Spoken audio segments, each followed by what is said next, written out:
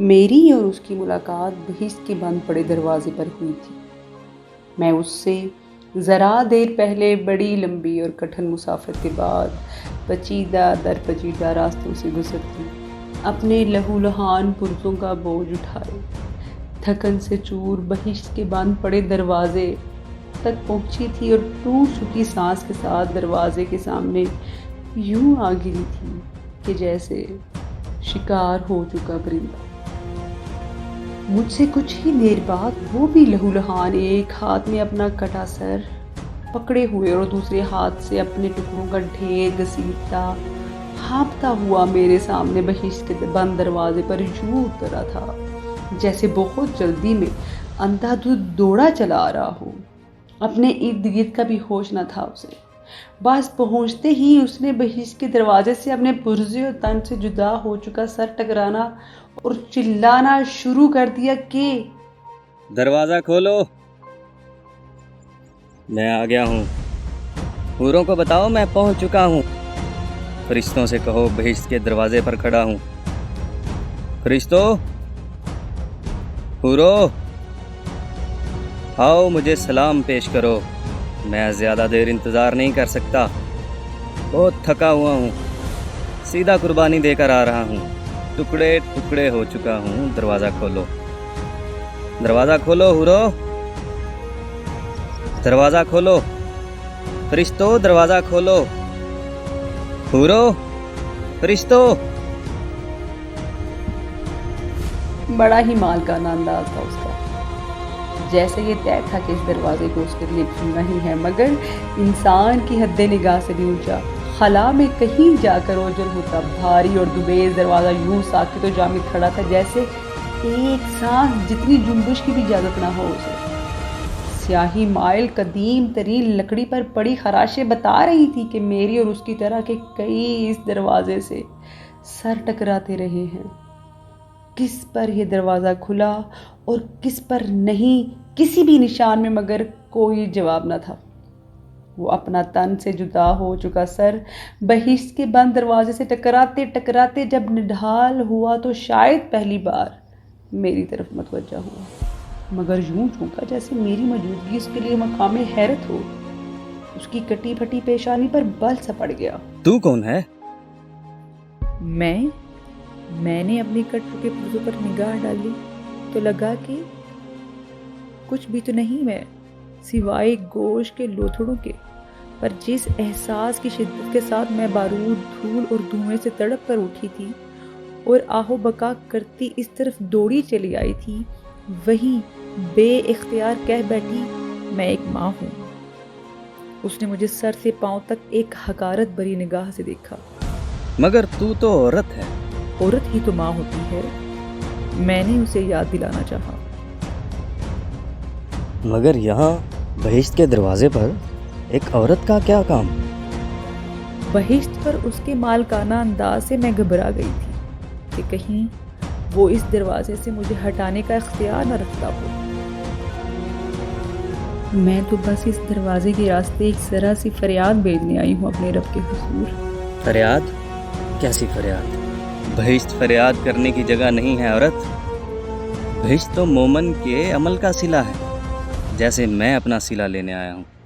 ساتھ ہی اس نے اپنے کٹے پھٹے کندھوں کو یوں چوڑا کیا جیسے سینے پر لگا کوئی تمغہ دکھانا چاہتا ہو۔ اس نے مجھے کسی ایسے ملزم کا سا کر دیا تھا جو پرائے گھر کے دروازے پر مشکوک حالت میں پکڑا گیا ہو اور اب اپنی صفائی پیش کر رہا ہو۔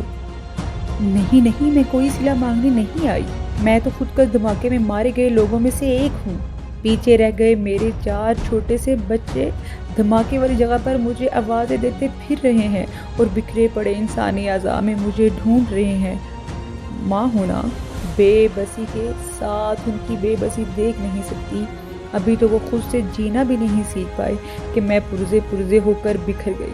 بس یہی فریاد اپنے رب تک پہنچانے نکلی ہوں کہ دیکھ میرے ساتھ تیرے اس دہا میں کیا ہو گیا۔ جواب میں اپنی کٹی گردن کو اونچا کر کے اس نے ایک مغرور اور مسکراہٹ کے ساتھ مجھے دیکھا اور ایک متکبر سی ہنسی ہنس دیا۔ اس طرح کے دھماکوں میں تو ہوتا ہے اس طرح، कुफ्फार इसी तरह इज्तिमाई मौत मरते हैं। कुफार? मुझसे उसका ये इल्ज़ाम कबूल ना हुआ। तड़प उठी मैं। नहीं नहीं, वहाँ बहुत से मुसलमान भी थे, मैं भी मुसलमान हूँ। अच्छा, मुसलमान है तू? नमाज पढ़ती है?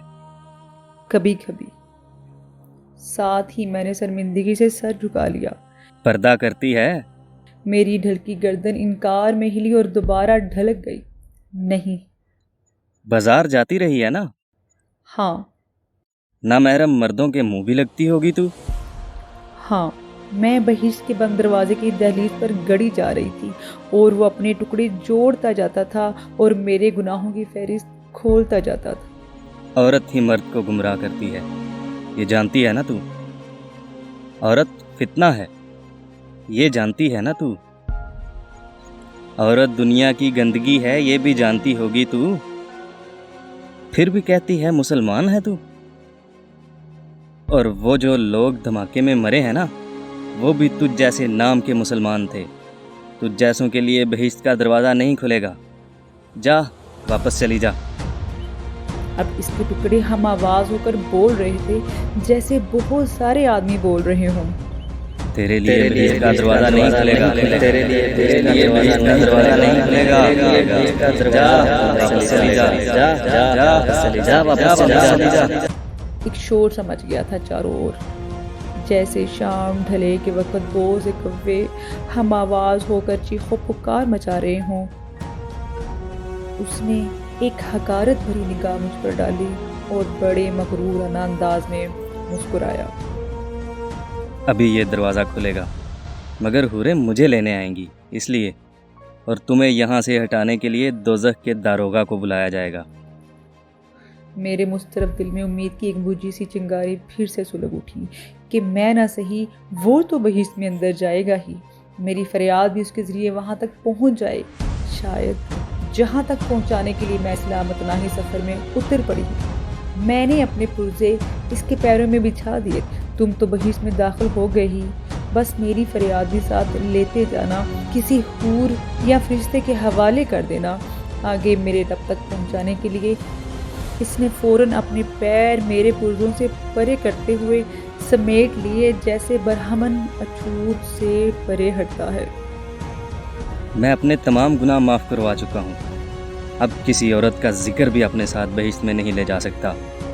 एक मुतकब्बराना निगाह मुझ पर डालकर वो पलट अपने तन से जुदा सर बहिश्त के दरवाजे से टकराते हुए। अब उसका अंदाज उस फातह का सा था जो मफतूह शहर के दरवाजे पर खड़ा हो।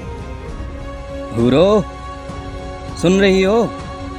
दरवाज़ा खोलो, ये मैं हूँ, तुम्हारा हकदार। मैंने सवाब जीत लिया है। आओ, आकर देखो, मैंने गर्दन कटा ली है, मेरे गुनाह धुल चुके हैं। आओ, मुझे बहिश्त के अंदर ले चलो। हूरो, फरिश्तो, सुन रहे हो? दरवाज़ा हनूज साकित व जामिद, हद्दे निगाह से भी ऊंचा यूं खड़ा रहा जैसे दम निकलते सांस जितनी जंबिश की भी इजाज़त ना हो उसे। उसकी आवाज़ भी उस सन्नाटे तले बला आखिर दब गई और उसके लहू लहान पुर्जे सारे के सारे दरवाजे की चौखट के बाहर नडाल होकर एक एक करके दोबारा ढेर होते चले गए। एक तवील सुकूत के बाद उसका सर उसके पुर्जों पर से ज़रा सा लड़खड़ाकर एक बार फिर मेरी तरफ मुड़ा। नफरत के साथ थक चुकी आवाज़ में वो मुझ पर गर्राया। बहिश्त का ये दरवाज़ा सिर्फ तेरी वजह से नहीं खुल रहा, गुनाहगार औरत, सिर्फ तेरी वजह से। कहा था ना तुझे कि बहिश्त औरतों के लिए नहीं है, बहिश्त सिर्फ मुझ जैसे मोमन के लिए है जो तुझ जैसे गुनाहगारों का खात्मा करता है। उठ, उठा अपनी फरियाद की गठड़ी, वापस इसे फेंक दुनिया के कचरे में जहाँ से उठा कर लाई है तू। या दोज़ख के दरवाजे पर जाकर बैठ और वहाँ अपनी बारी का इंतज़ार कर। मैंने इल्तिजा आमेज़ नज़रों से उसे देखा। इस गठड़ी में सिर्फ मेरी फरियाद नहीं है, जो लोग उस धमाके में मारे गए हैं ना, उनकी मौत की फरियाद भी इसी में भर लाई हूँ। वो बदनसीब पीछे ज़िंदा रह गई हैं, इसलिए आ नहीं सकती थी। अपनी बात का यकीन दिलाने के लिए मैंने उसके सामने गठड़ी खोलना चाही, मगर उसने नफरत से मुंह फेर लिया। नहीं नहीं, मेरे सामने इतनी सारी औरतों की गठड़ी खोलने की ज़रूरत नहीं। मैंने मायूस होकर फरियाद भरी गठड़ी वापस से لپیٹ لی اور اپنی عورت پنے پر شرمندگی کے ساتھ بہشت کے بند پڑے دروازے سے لوٹ جانے کے لیے اٹھ کھڑی ہوئی۔ میں پلٹ چکی تھی۔ وہ میرے عقب میں بہشت کے بند پڑے دروازے پر اب ایک نئی یقین کے ساتھ پھر سے پکار رہا تھا، حورو، فرشتو، مبارک ہو، عورت جا چکی ہے، اب صرف میں کھڑا ہوں دروازے پر، اب کھول دو دروازہ مجھ پر، یقین کرو اب صرف میں ہوں، صرف میں بھی اسی یقین کے ساتھ کہ میرے پیچھے بہشت کا دروازہ اس کے لیے کھل ہی جائے گا، پیچھے مڑ کر دیکھے بغیر کھلے سے رات کے پہلے موڑ کی طرف مڑی ہی تھی کہ پیچھے سے آتی آواز پر ٹھٹک کر ٹھہر گئی۔ کسی نے شاید مجھے ہی مخاطب کیا تھا۔ بھر آئے بادلوں کسی بھاری بھاری سی گرج آواز میں لیے ہوئے، یہاں کوئی ماں آئی ہوئی ہے کیا؟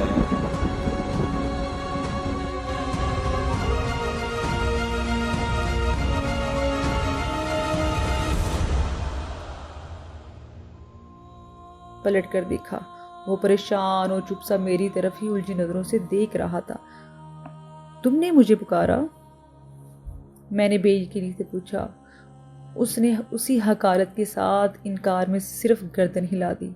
اگلے لمحے بدستور بند پڑے دروازے کے اندر کی جانب سے پھر وہی گرج سی گونجی، یہاں کوئی ماں فریاد لائی ہے کیا؟ ایک میں ہی تو ماں تھی وہاں، مجھے ہی پکارا جا رہا ہے، یقیناً مجھے ہی، مگر دروازے کے باہر تنا کھڑا وہ اب بھی میرے راستے کی رکاوٹ بنا ہوا تھا، اور میں دروازے کی طرف بے اختیار بڑھتے بڑھتے دروازے سے کچھ فاصلے پر سہم کر ٹھہر گئی۔ اندر سے پھر آواز آئی، دروازے کے قریب آؤ عورت۔ اسی لیے تو قریب نہیں آ رہی کہ میں عورت ہوں۔ میں بدستور خود پر گڑی اس کی نگاہوں سے نگاہیں چرائے ہوئے، معاملہ عورت اور مرد کا نہیں ہے، صرف ایک ماں کی فریاد سننے کا حکم ہے، اس لیے کہ تمہاری سسکیوں کی آواز بہت دور تک جا رہی ہے۔ دروازے کے قریب آؤ اور اپنی فریاد بیان کرو۔ اس بار بند پڑے دروازے کے قریب ہوتی ہوئی یوں لگا کہ جیسے میں اپنی مر چکی ماں کے سینے کے قریب آ گئی ہوں۔ میری ماں جو بچپن میں ذرا سی چوٹ پر مجھے سینے سے لگا لیا کرتی تھی، بالکل اسی طرح دل چاہا کہ دروازے سے لپٹ جاؤں، دروازے پر سر رکھ کر پھوٹ پھوٹ کر روؤں، اتنی آہو بکا کروں کہ دروازہ پگھل جائے اور میں اس میں جذب ہو جاؤں، جس طرح بچپن میں سسک سسک کر ماں کو اپنی چوٹ دکھایا کرتی تھی، اسی طرح بہشت کے بند دروازے کی دہلیز پر اپنا زخمی ہو چکا دل رکھ دوں اور دروازے کے دوسری طرف جو بھی ہے اسے کہوں کہ بس یہی آہو بکا فریاد ہے میری، بس یہی آہو بکا پہنچا دو میرے رب کی بارگاہ میں۔ مگر ابھی تک سہمی ہوئی تھی میں، وہ اب بھی میرے عقل میں استادہ تھا، اس کی نظریں مجھے اپنے خود پر اب بھی گڑی ہوئی محسوس ہو رہی تھیں، یوں جیسے وہ کسی بھی لمحے مجھے مجھ سے گھسیٹ کر اس دروازے سے جدا کر سکتا ہے۔ فریاد کرو۔ اندر سے آنے والی گرج میں اب حکم تھا اور میری آواز میں سسکی، جناب، میں خودکش دھماکے میں کئی ٹکڑوں میں کٹ کر جان سے جا چکی ماں ہوں، میرے 4 چھوٹے بچے، معلوم ہے کچھ بھی چھپا ہوا نہیں ہے، صرف فریاد کرو۔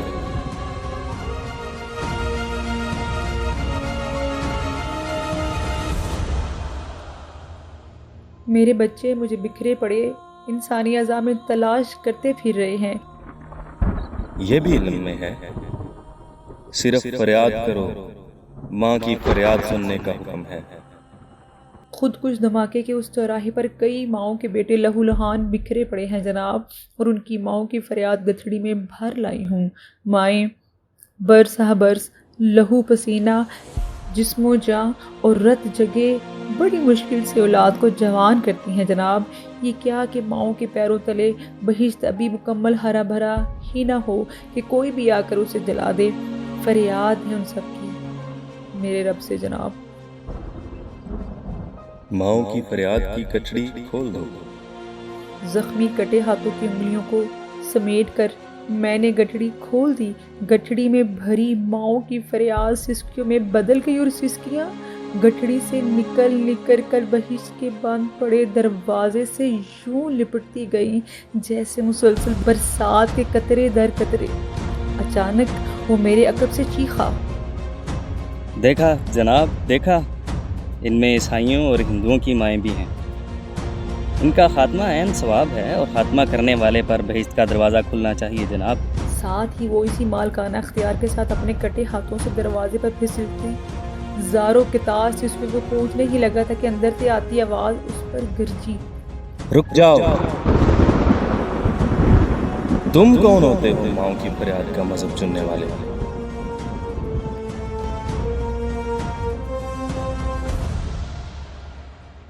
وہ ساکت سا ہو کر ٹھہر گیا۔ آواز کی گرج پر گو کہ اس کی طرح میں بھی سہم سی جاتی تھی، مگر اب وہ مجھ سے نظریں چرا رہا تھا جیسے میں اس سے نظریں چراتی رہی تھی۔ میں؟ آپ نہیں جانتے جناب کہ میں کون ہوں؟ معلوم ہے، اسی دھماکے کے خودکش بمبار ہو۔ پھر بھی آپ مجھے قریب آنے سے روک رہے ہیں۔ دروازہ کھولیے جناب، مجھے اندر آنے دیجیے۔ پورے کب سے میری منتظر ہیں اور میں کب سے باہر کھڑا ہوں۔ حوروں کو تمہارے لیے قبولیت دینے کی اجازت نہیں دی گئی۔ کیسے قبولیت کی اجازت نہیں دی گئی؟ میں سر کٹا چکا ہوں، یہ رہا میرا سر۔ میں پھٹ کر ٹکڑے ٹکڑے ہو چکا ہوں، یہ رہے میرے ٹکڑے۔ وہ دیوانہ وار اپنا سر اور ٹکڑے اٹھا کر بہشت کے بند دروازے کے سامنے لہراتا جاتا تھا اور چیختا جاتا تھا، اپنا سر اور ٹکڑے واپس اٹھا۔ سر حوروں اور بہشت کے لیے نہیں کٹایا جاتا، سر راہ حق میں کٹتا ہے۔ راہ حق بھی وہ جو کسی بے خبر اور بے گناہ پر موت بن کر نہیں ٹوٹتی، بلکہ سینہ تان کر ظلم اور ناحق کے سامنے کھڑی ہوتی ہے۔ اس مقام پر سر کٹتا ہے، ورنہ جان جس کے قبضے میں ہے اسے کسی جان کی ضرورت نہیں۔ اور یہ جو تم لائے ہو یہ گندگی کا ڈھیر ہے اور کچھ بھی نہیں۔ اس کی خون آلود آنکھوں میں آنسو کا پانی سا اترنے لگا۔ وہ مزید کچھ بول نہیں پا رہا تھا، اب گو کے بار بار اپنے پھٹے ہونٹوں کو کھولتا بھی، بس ایک ہی گھٹی سی آواز اس کے اندر سے، پھر یہ کہ فریاد کا معاملہ بڑا ہی سخت ہے لڑکے، کوئی عورت اور مرد نہیں ہے فریاد کے معاملے میں۔ فریاد کے معاملے میں کوئی مذہب بھی نہیں۔ بہشت و دوزخ سے بھی پہلے ہر چیز فریاد کی چھلنی سے گزرتی ہے۔ بڑی رفتار ہے فریاد کی، وہاں تک پہنچتی ہے سیدھی جہاں فرشتوں کے بھی پر جلتے ہیں۔ اٹھا اپنے پرزے اور لوٹ جا، ابھی ایک ماں کی فریاد کی چھلنی سے گزرے گا تیرا معاملہ۔ حوریں اور فرشتے سب ہی فریاد کے سامنے بے بس ہیں۔ اٹھا اپنے پرزے اور لوٹ جا۔